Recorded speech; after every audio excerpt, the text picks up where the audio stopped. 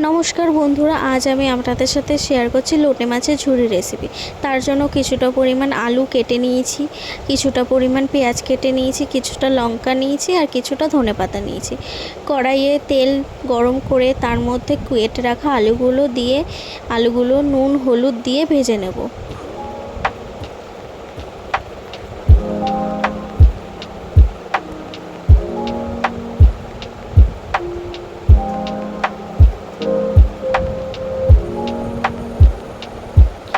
আলুগুলো ভাজা হয়ে গেলে সেই তেলেই আবার দিয়ে দেব কুচি করা পেঁয়াজগুলো ভালোভাবে ভেজে ব্রাউন করে ভেজে নিয়ে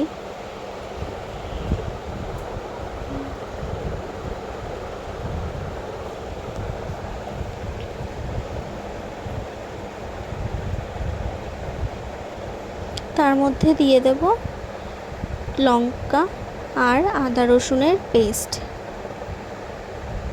এগুলো ভালোভাবে নাড়িয়ে তার মধ্যে দিয়ে দেব ভেজে রাখা আলুগুলো ভালোভাবে নাড়িয়ে তার মধ্যে এক এক করে দেব নুন, কিছুটা পরিমাণ হলুদ, কিছুটা পরিমাণ লঙ্কার গুঁড়ো দিয়ে ভালোভাবে মিশিয়ে নেব।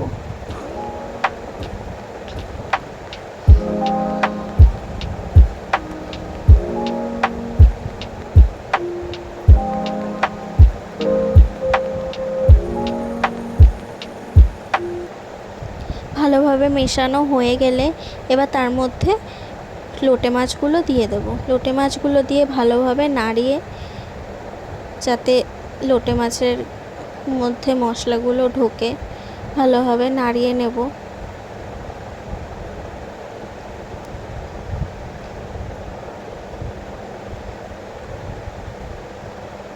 লোটে মাছগুলো ভালোভাবে নাড়িয়ে এবার ঢেকে দেবো যতক্ষণ না হচ্ছে।